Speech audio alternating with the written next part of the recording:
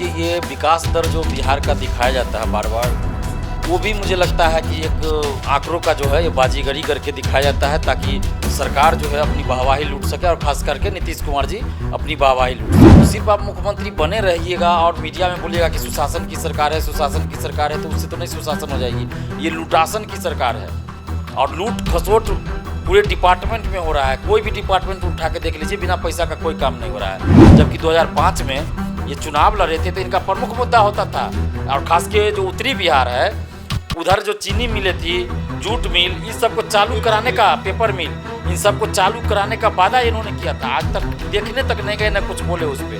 बाढ़ जो है इसको प्राकृतिक आपदा कह के ये लोग और कोई भी सरकार या नेता अभी तक इसके लिए सही से पहल नहीं की है, क्योंकि सबको पता है कि बाढ़ की जो समस्या है उसका समाधान हो गया तो फिर पैसा लूटने का मौका कहाँ मिलेगा बिहार में। आज वो पार्टी इसके साथ है। मान लीजिए जदयू आरजेडी सरकार बनाई 15 में, उस समय बीजेपी नीतीश कुमार का विरोध कर रही थी, एक से एक बात बोला जा रहा था। और जब वही जदयू चले आए, बीजेपी के साथ गठबंधन हो गया तो नीतीश कुमार विकास पुरुष बन जाते हैं। वही आरजेडी जब नीतीश कुमार जी बीजेपी के साथ हैं तो नीतीश कुमार विनाश पुरुष हो जाते हैं। लेकिन जब आरजेडी के साथ चले गए तो नीतीश कुमार विकास पुरुष हो जाते हैं। इस तरह से बिहार का विकास या देश का विकास नहीं हो सकता है। इसका मतलब क्या हुआ? ये लोग को सिर्फ अपनी कुर्सी से मतलब है। देश का सबसे गरीब राज्य बिहार है। ये कोई नई बात मैं नहीं बता रहा हूं, लेकिन फिर से एक बार आंकड़े जो हैं इस बात को चिन्हित कर रहे हैं।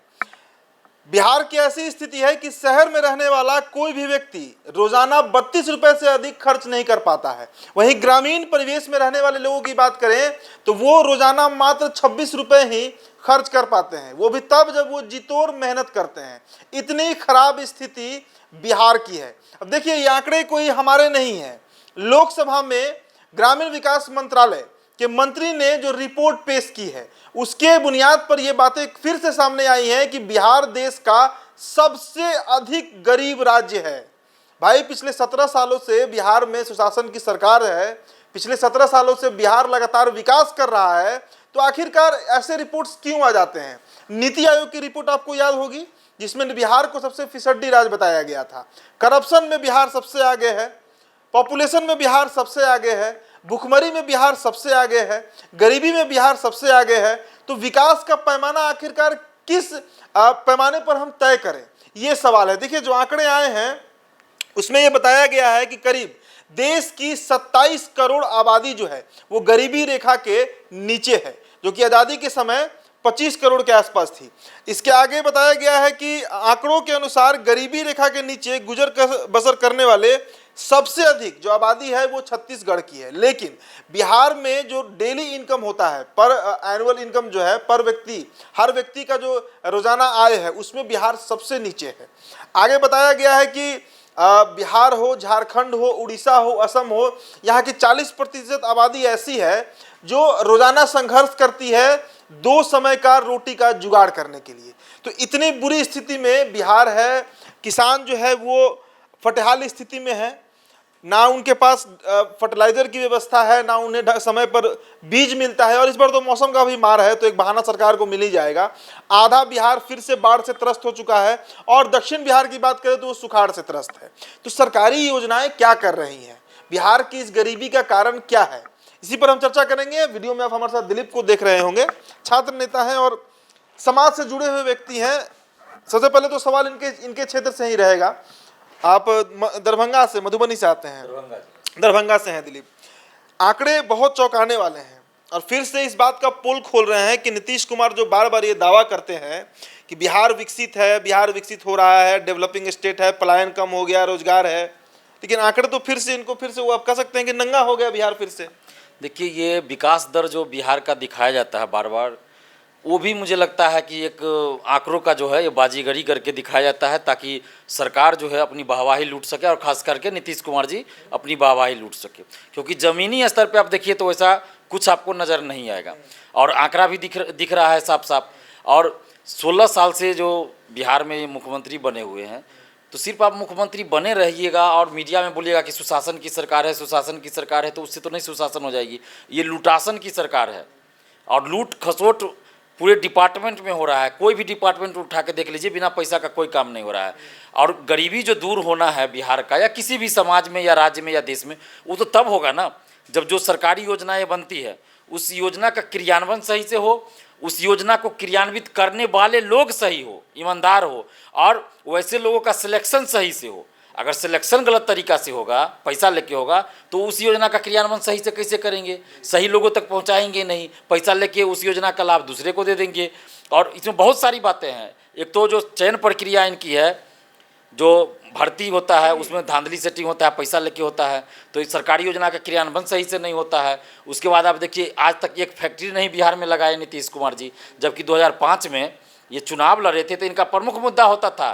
और खास के जो उत्तरी बिहार है, उधर जो चीनी मिलें थी, जूट मिल, इस सब को चालू कराने का, पेपर मिल, इन सब को चालू कराने का वादा इन्होंने किया था। आज तक देखने तक नहीं गए, न कुछ बोले उस पर।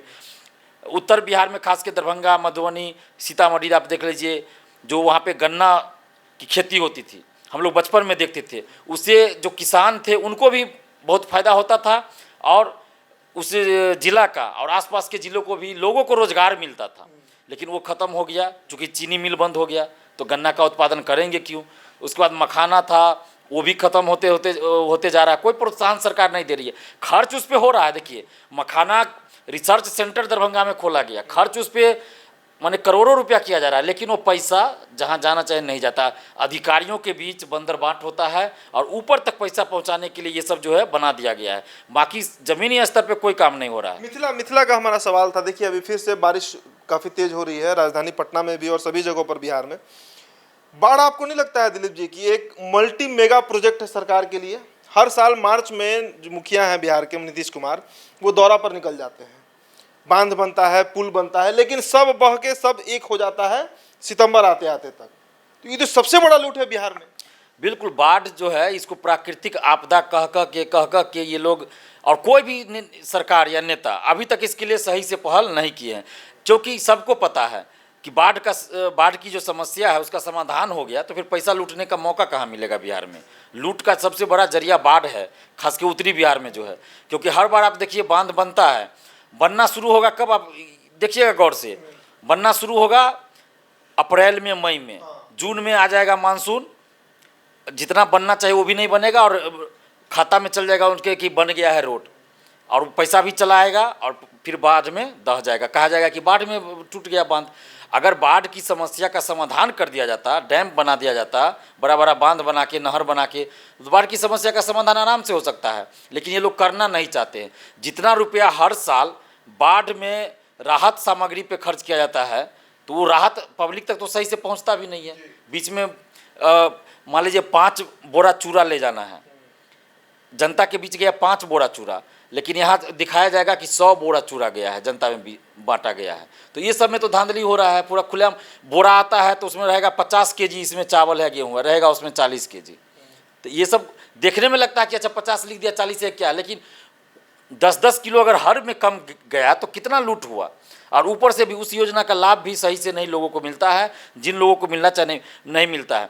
और जितना खर्च इस पे किया जाता है, दिखावा किया जाता है, लूट खसोट होता है, उतना में तो बांध बन गया रहता और नहर बन गया रहता और बाढ़ की समस्या से निजात। उत्तरी बिहार और दक्षिणी बिहार तो सुखाड़ से ग्रस्त रहता है, और उत्तरी बिहार बाढ़ और सुखाड़ दोनों से ग्रस्त हो जाता है। हम लोग भी किसान के बेटे, हमारे घर में जी हमारे यहाँ भी खेती होती है, हमारा भी खेत है, हम जानते हैं, बचपन से देखे हैं। तो इस बार भी देखिए, धान जो रोपनी हुआ है बोरिंग से पटा के, उसमें पैसा लगा, पटाने में खर्च हुआ जो हुआ, रोपने में खर्चा हुआ। उसके बाद क्या हुआ, पानी तो हो नहीं रहा था, फिर उसको पटाया गया। आज पटा रहे हैं, 2 दिन बाद फिर सूख जा रहा है, और ऐसा सूख रहा है कि लगता है कि सूख जाएगा, फिर पटा रहे हैं और पानी नहीं हुआ। अभी पानी होना शुरू हुआ है। उसके बाद क्या होगा, जब चाहिए था कि पानी नहीं हो तब होगा कि बाढ़ आ जाएगा। तो अभी तो हम सुखाड़ से ग्रस्त हो गए, फिर बाढ़ से त्रस्त हो जाएंगे, और फिर बाढ़ आएगा तो सारा फसल नष्ट। फिर दोबारा अगर रोपते हैं तो फिर उसमें क्या होगा, जैसे 2020 में 2 बार रोपनी किया गया, एक बार बाढ़ आया पूरा बर्बाद हो गया, फिर रोपे, फिर बाढ़ आ गया, फिर बर्बाद हो गया। लेकिन इस चीज़ के लिए क्या सरकार ने कोई ऐसी नीति लाई? कुछ नहीं। वो 2000 या 6000 जो है देने से, बाढ़ राहत देने से कुछ नहीं होता है। इसका अस्थायी समाधान चाहिए। किसान जो है आज खेती करना छोड़ते जा रहे हैं, खेती करना छोड़ते जा रहे हैं। हम लोग गांव में रहते तो देखते हैं, सबसे लॉस का बिजनेस बन चुका है। सबसे लॉस का भी है ही। हम लोग जानते हैं ना, हम लोग खेती होता है, हम देखते हैं कि जितना उसमें लगाते हैं पैसा उतना आता भी नहीं है। एक समझिए कि अब खेत है तो खेती कर लेते हैं, परंपरागत चीज़ है भाई, खानदानी चीज़ है, हो रहा है तो कर ले, लेकिन जितना लागत है उतना नहीं आता। हम लोग खुद भी देखते हैं, चूँकि खाद आप महंगा करते जा रहे हैं, बीज महंगा हो रहा है, उसके बाद आप पटाने में जो खर्च होता है वो एक्स्ट्रा हो रहा है, डीजल महंगा। अगर लाइन पे भी अगर पटा रहे हैं बोरिंग से, लाइन वाला से, तो उसमें भी बिजली बिल आपका लग रहा है। तो ऐसी पर, और उसके बाद खेती भी सही से नहीं हो पा रही क्योंकि सरकार इस पे ध्यान ही नहीं दे रही है। अच्छा, सबसे जो चौंकाने वाला आंकड़ा है, बताइए, बिहार का एक आदमी, एक औसत व्यक्ति जो शहर में रह रहा है, वो 32 रुपया भी खर्च नहीं कर पा रहा है रोजाना, और जो गांव देहात में है लोग, वो लोग तो 26 रुपया भी खर्च करने पर मतलब आफत है। बताइए, 26 रुपया आज के समय में 210 रुपये का सरसों तेल 1 लीटर मिल रहा है, और 26 रुपया प्रति व्यक्ति खर्च है। ये कितना मतलब निराशाजनक, और एक बिहारी होने के नाते कितना ज़्यादा निराशाजनक, बताइए। देखिए, बहुत ही शर्मिंदगी की चीज़ है, बहुत शर्मिंदगी की चीज़ है। और इस पर कोई नेता या पार्टी पहल नहीं करती है, कोई पार्टी पहल नहीं करती है इस पर ध्यान। बस ये लोग जो है वोट बैंक की राजनीति करेंगे, विशेष राज्य का दर्जा दीजिए तो ये कर दीजिए, वो कर दीजिए, बस वोट बैंक की राजनीति, और करना कुछ नहीं है। अगर चाहते ये लोग मिलकर तो बिहार को विकसित राज्य बना सकते थे। विकसित राज्य एक दिन में या एक साल में नहीं बनेगा, ये सभी जानते हैं, उसमें समय लगता है। 16 साल का समय, 17 साल का। हाँ, लेकिन 16 साल से ये मुख्यमंत्री है, तो अब क्या ये कह सकते हैं? अब तो इनके पास बोलने के लिए कुछ नहीं है कि हमको समय चाहिए। शुरू में कहते थे तो मानते थे हम लोग भी कि हाँ समय चाहिए, 5 साल, 7 साल, 10 साल बहुत हुआ, 10 साल बहुत होता है, लेकिन आप 16 साल से मुख्यमंत्री हैं और सब कुछ आपके पास है, ऐसा नहीं कि नहीं है। केंद्र में भी 2014 से आपकी ही सरकार है, इसी गठबंधन की सरकार है। भले 1 साल बीच में इधर उधर हुआ, वो अलग चीज़ हुआ, 1 साल 2 साल, लेकिन है तो इन्हीं का। बीजेपी जदयू की सरकार है, बीच में कांग्रेस आरजेडी की भी सरकार यहाँ रही, वहाँ भी यहाँ भी, लेकिन कहाँ कोई पहल किया गया। ये लोग चाहते हैं कि न तो शिक्षा आगे बढ़े, न रोजगार मिले, न नौकरी मिले। ये लोग, बिहार के लोग गरीब बन के रहे, और नेता जो कहे हाँ में हाँ मिलाए, बस वोट बैंक की राजनीति हो। और ये लोग क्या, इन लोग का फंडा है कि आज हम हैं, 5 साल 10 साल तो तुमको भी आगे मौका मिलेगा, तुम भी चुप रहो। यही चोर चोर मौसेरे भाई वाली बात हो रही है। अब देखिए ना, आज भी कुछ भी हो जा रहा है तो आज वो पार्टी इसके साथ है। मान लीजिए जदयू आरजेडी सरकार बनाई 15 में, उस समय बीजेपी नीतीश कुमार का विरोध कर रही थी, एक से एक बात बोला जा रहा था। और जब वही जदयू चले आई, बीजेपी के साथ गठबंधन हो गया, तो नीतीश कुमार विकास पुरुष बन जाते हैं। वही आरजेडी जब नीतीश कुमार जी बीजेपी के साथ हैं तो नीतीश कुमार विनाश पुरुष हो जाते हैं, लेकिन जब आरजेडी के साथ चले गए तो नीतीश कुमार विकास पुरुष हो गए। इस तरह से बिहार का विकास या देश का विकास नहीं हो सकता है। इसका मतलब क्या हुआ कि ये लोग को सिर्फ अपनी कुर्सी से मतलब है कि किस तरह हम कुर्सी पाए, सत्ता में बने रहे, बाकी बिहार या से मतलब नहीं, जनता से कोई मतलब नहीं। बाढ़ में ऐसे ही दहते रहे लोग, बर्बाद होते रहे और इनको वोट मिलते रहे। कहाँ किसी ने भी, चाहे वो बीजेपी हो, आरजेडी हो, कांग्रेस हो, जदयू हो, या कोई भी पार्टी या कोई भी नेता, कहाँ किसी ने इस बात के लिए पहल किया कि बिहार में फैक्ट्री बड़ा बड़ा लगे? कहाँ किसी ने पहल किया कि उत्तरी बिहार में जो चीनी मिल, जूट मिल, पेपर मिल बंद हो चुका है उसको चालू किया जाए? हजारों लाखों लोगों को रोजगार मिलता। अगर चीनी मिल चालू हो जाए तो रोजगार तो मिलेगा ही लाखों लोगों को रोजगार मिलेगा, प्लस किसान जो है वो खेती भी करेंगे, उनको भी फायदा होगा, और एक इनकम का सोर्स बढ़ेगा, और प्रति व्यक्ति आय भी लोगों की बढ़ेगी। लेकिन यहाँ कुछ किया नहीं जा रहा। तो इसलिए अब ज़रूरत है कि बिहार के लोग और खासकर युवा इस चीज़ के बारे में सोचे और इन नेताओं को सबक सिखाए और कोई नया विकल्प अब ढूंढे। नहीं तो इन लोगों के चक्कर में रहेंगे तो चोर चोर मौसेरे भाई बिहार को बर्बाद कर दिए, शिक्षा में तो बर्बाद कर ही दिए। अभी भी 16 साल से ये लोग हैं, नीतीश कुमार जी हैं, अभी भी हर गांव से लोग बाहर जाते हैं कमाने, पंजाब, हरियाणा, गुजरात जाते हैं। आखिर क्यों भाई? धान काटने के लिए, गेहूं काटने के लिए बिहार के लोग जो है वहाँ मजदूरी करने पंजाब में ही क्यों जाते हैं, यहाँ क्यों नहीं? अगर यहाँ गन्ना की खेती होती, धान की खेती या और भी को प्रोत्साहित किया जाता तो यहाँ उनको रोजगार मिलता, उनको जाना ही नहीं पड़ता पंजाब या कहीं। किसी को शौक नहीं होता कि अपना घर छोड़ कर बाहर रोजगार के लिए जाए, वो भी मजदूरी करने के लिए। कोई डीएम बन के या एसपी बन के तो नहीं जा रहे हैं वो लोग, मजदूरी करने जा रहे हैं। वो भी समझिए एक तरह से बंधुआ मजदूर बन के जा रहे हैं, ठेकेदार उसको ले जाता है। और पता नहीं वो लोग कैसे रहते हैं वहाँ, नहीं रहते कितना कष्ट झेलते होंगे। तो इस चीज़ पे कोई कहाँ सोच रहा है? जब कोरोना काल में देखिए लाखों लोग वहाँ से पलायन किए, अलग अलग स्टेट से पलायन। किस सेंस में मैं कह रहा हूँ कि वो लोग रोजगार कर रहे थे और अचानक कोरोना के चलते उनको भागना यहाँ पड़ा, इसलिए मैं पलायन शब्द का यूज कर रहा हूँ। पहले वो बिहार से पलायन किए, रोजगार की खोज में गए दूसरे राज्यों में, और जब कोरोना आया तो फिर वहाँ से पलायन करके अपने बिहार में आए। उस समय नीतीश कुमार जी ने क्या कहा था कि बिहार में हर एक ब्लॉक स्तर पे छोटा छोटा फैक्ट्री खोला जाएगा, और 6 महीना बाद उन्होंने क्या कहा, खोल दिया गया, डाटा भी दे दिया कितना लाख का की रोजगार दिया गया। चुनाव जब आया तो किसको रोजगार मिला भाई? फिर कोरोना का जब माहौल शांत हुआ फिर सब लोग बाहर ही जा रहे हैं रोजगार के लिए। तो ये लोग सिर्फ दिखावा कर रहे हैं, आंकड़ों से सिर्फ आंकड़ा दिखा रहे हैं, बाकी ज़मीनी स्तर पे कुछ नहीं हो रहा है। अगर ज़मीनी स्तर पे कुछ होता तो ये आज ये आंकड़ा सेंट्रल सरकार का आया है ना, आपने या हमने तो नहीं दिया है, तो इस तरह का आंकड़ा नहीं आता। बिल्कुल। तो राजनीतिक कारण हो या फिर भ्रष्ट अधिकारी हो या फिर बिहार की जनता पता नहीं किस निद्रा में सोई हुई है, जो इन आंकड़ों के बाद लगातार आते हैं भाई, हर 6 महीने 8 महीने पर इस तरीके का रिपोर्ट सेंटर की तरफ से सेंट्रल गवर्नमेंट जो है वो पेश करते रहती है। तो आखिरकार किस निद्रा में है ये भगवान जाने, और पता नहीं अब क्रांति कब होगा बिहार में। देखिए, क्रांति तो लाना पड़ेगा, युवाओं को लाना पड़ेगा, चूँकि इतिहास गवाह है कहीं भी दुनिया में किसी भी युग में अगर क्रांति आई है तो युवाओं ने ही उसके लिए पहल की है और छात्रों ने पहल की है। और ये जो गरीबी का कारण है उसका एक प्रमुख कारण अगर आप देखिए तो जो भ्रष्टाचार है बिहार में चरम पर, और ये जो नियुक्तियां होती है चाहे दरोगा बहाली हो, सिपाही बहाली हो या प्रशासनिक स्तर पे हो, तो इन सब में इतनी धांधली होती है कि 90% सीट तक बिक जाता है। अभी आप देखिए बीपीएससी पेपर लीक में डीएसपी तक गिरफ्तार हुआ है। अब आप बताइए कि इस ये जो रंजीत रजक गिरफ्तार हुआ ये कितने लोगों के साथ गलत किया होगा, तो क्या उससे प्रभावित नहीं होता है? इसी तरह से प्रशासनिक सेवा में अगर कोई आईएएस अधिकारी है, कुछ आईएएस अधिकारियों का भी नाम आ रहा है कि सेटिंग में है, तो वो वैसे आईएएस अधिकारी क्या सरकारी योजना का लाभ सही लोगों तक पहुंचाते होंगे?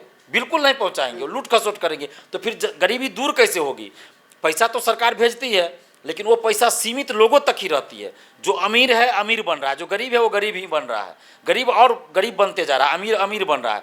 तो जब तक ये बंद नहीं होगा, सबसे पहले तो ये होना चाहिए कि नियुक्ति प्रक्रिया सही हो, धांधली सेटिंग रुके, शिक्षा व्यवस्था में सुधार हो, तभी जाकर कुछ हो सकता है। क्योंकि जब शिक्षा का स्तर ऊंचा होगा ना तो लोग खुद ब खुद पहल करेंगे और उनमें भी जागरूकता आएगी, अपने अधिकार के लिए लड़ेंगे, तो गरीबी भी धीरे धीरे दूर होगी। चलिए, तो बिहार के इसी सवाल के साथ आपको हम छोड़ जाते हैं कि इसका कारण क्या है। गरीबी रेखा में बिहार सबसे आगे है, प्रति व्यक्ति खर्च जो है रोजाना का वो सबसे निम्न है बिहार में। पलायन, बेरोजगारी, भुखमरी, गरीबी सबसे अधिक है बिहार में। क्या कारण है?